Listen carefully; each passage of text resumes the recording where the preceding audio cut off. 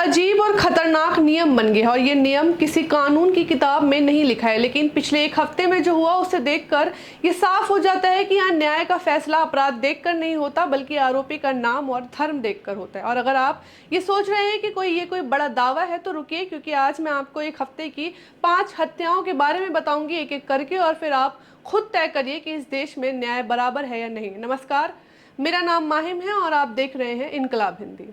शुरुआत करते हैं सूरज चौहान से, जिसके बारे में पूरा देश जानता है क्योंकि शायद देश जानना चाहता था। गाजियाबाद के खोड़ा इलाके में 17 साल का सूर्य प्रताप चौहान रहता था और उसी के मोहल्ले में असद भी रहता था। दोनों बचपन से दोस्त थे, एक साथ घूमते थे, एक दूसरे के घर आते जाते थे। यानी ये कोई अनजान दुश्मन नहीं था, ये वो इंसान था जिस पर सूर्य को पूरा भरोसा था। बकरीद के दिन असद ने सूर्य को फोन किया और कहा, कभी बकरा हलाल होते हुए देखा है? चलो मैं दिखाता हूँ। सूर्य ने पहले मना किया, लेकिन वो उसका दोस्त था तो उस पर भरोसा किया और साथ चला गया। जब सूर्य वहां पहुंचा तो फरहान ने असद को पहले से चाकू दे रखा था। पिता नवाब ने साजिश में साथ दिया था और कुल 7 लोगों ने मिलकर उस 17 साल के बच्चे पर हमला किया। लहूलुहान हालत में सूर्य को नोएडा के फोर्टिस अस्पताल ले जाया गया, जहां घंटों जिंदगी और मौत से जूझने के बाद उसने दम तोड़ दिया। ये हत्या थी बेरहम, सोची समझी और नाकाबिले माफ। और इसके बाद जो हुआ वो देखिए। 48 घंटे के अंदर मुख्य आरोपी असद का इनकाउंटर हो गया। सीएम योगी का बयान आया, पूरे खोड़ा इलाके में ऑपरेशन क्लीन स्वीप चला, आरोपियों के घरों पर बुलडोजर का नोटिस गया, पूरा सिस्टम 48 घंटे में हरकत में आ गया। ठीक है, सूर्य को न्याय मिला और हम चाहते हैं कि हर हत्यारे के साथ यही हो।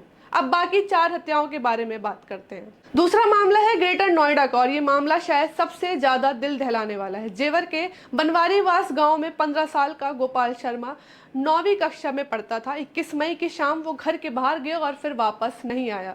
दरअसल उसके दोस्तों ने उसे बुलाया और पहले हुक्के में ज्यादा मात्रा में नशीला तंबाकू मिलाया ताकि वो बेसुध हो जाए। और जब गोपाल नशे में बेहोश होने लगा तो वो लोग उसे पास के एक बंद और सुनसान मकान में ले गए और वहां उसका सर दीवार में तब तक मारा जब तक उसकी सांसें नहीं रुक गई। 3 दिन तक उसके परिवार को पता भी नहीं था कि उनका बेटा जिंदा है या मर गया। और जब शव मिला तो वो ऐसा था जैसे उसको इंसान देखे तो उसकी रूह कांप जाए। पिता बंटी ने जी न्यूज को बताया, बच्चे का शव इतनी खराब हालत में मिला था कि देखा भी नहीं जा रहा था। आंखें निकली हुई थी, तेजाब डला हुआ था, जीभ कटी हुई थी। अब माँ सरोज ने बताया कि इतनी खराब हालत में वो बच्चा मिला कि अपना बच्चा उनसे देखा नहीं जा रहा था। एक बाप जो अपने 15 साल के बेटे की लाश का हाल बयान कर रहा है और उसके हाथ कांप रहे हैं, उसकी आवाज़ टूट रही है, ये सुनकर किसी का भी कलेजा फट जाए। आरोपियों की पहचान नरेश, मोहित और उमेश कुमार के रूप में हुई। तीनों हिंदू थे।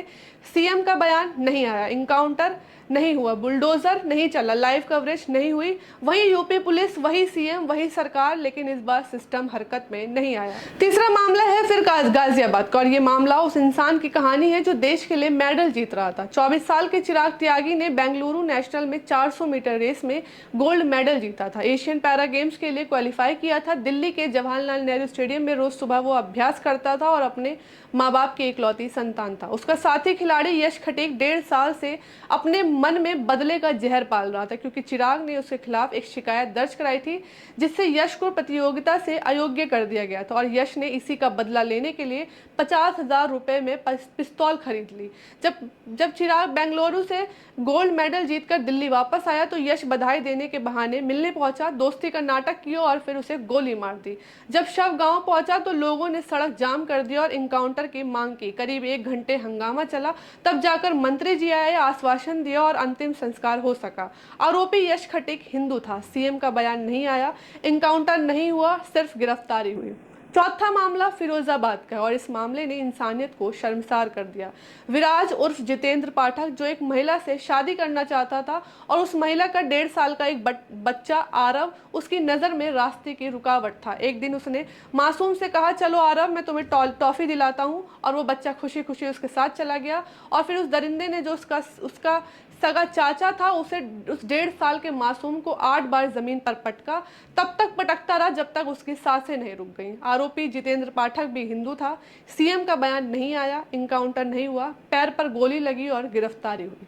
5वां मामला दिल्ली के जहांगीरपुरी का है। ईद की रात 26 साल के अरबाज की चाकू मारकर हत्या कर दी गई। सेम उसी दिन जिस दिन सूर्य की हत्या हुई। वो एक सुनार की दुकान पर काम करता था। घर में त्योहार की सेवैयां बन रही थी और बाहर उसकी लाश थी। मृतक के भाई ने खुद कहा कि मुख्य आरोपी सौरभ को अभी तक गिरफ्तार नहीं किया गया। आरोपी हिंदू था, सीएम का बयान नहीं आया, इनकाउंटर नहीं हुआ, मुख्य आरोपी अभी भी फरार है। अब एक कदम पीछे हटकर देखिए, 5 हत्याएं एक ही हफ्ते में, एक ही राज्य में और उसके आसपास। 4 मामलों में आरोपी हिंदू था, एक मामले में मुसलमान। चारों में जहां आरोपी हिंदू था वहां न सीएम का बयान आया, न एनकाउंटर हुआ, न बुलडोजर चला, और एक मामले में जहां आरोपी मुसलमान था वहां 48 घंटे में एनकाउंटर, सीएम बयान, operation clean sweep, bulldozer notice, live coverage. ये कोई इत्तेफाक नहीं है, ये एक पैटर्न है जो बार बार दोहराया जाता है। और अब वो हिस्सा सुनिए जो इस पूरी कहानी का सबसे शर्मनाक हिस्सा है। सूर्य की हत्या के बाद जब एनकाउंटर हो गया, जब न्याय मिल गया, उसके बाद भी गाजियाबाद की सड़कों पर रैलियां निकली और जो नारे लगे वो सुनिए। जिहादी कठमुल्लों को गोली मारो, सालों को इन्हें पाकिस्तान भेजो, नमाज नहीं पढ़ने देंगे। गोली मारो सालों को, गोली मारो सालों को, गोली मारो सालों को।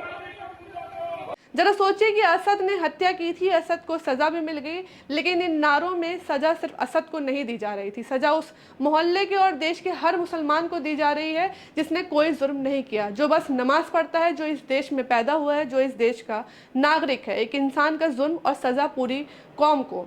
बाकी सबको न्याय कब मिलेगा या मिलेगा भी नहीं, यही इस देश का अभी सबसे बड़ा सवाल है, क्योंकि जब तक न्याय धर्म देखकर मिलेगा तब तक ये देश न्याय का नहीं, सिर्फ नाम का लोकतंत्र है।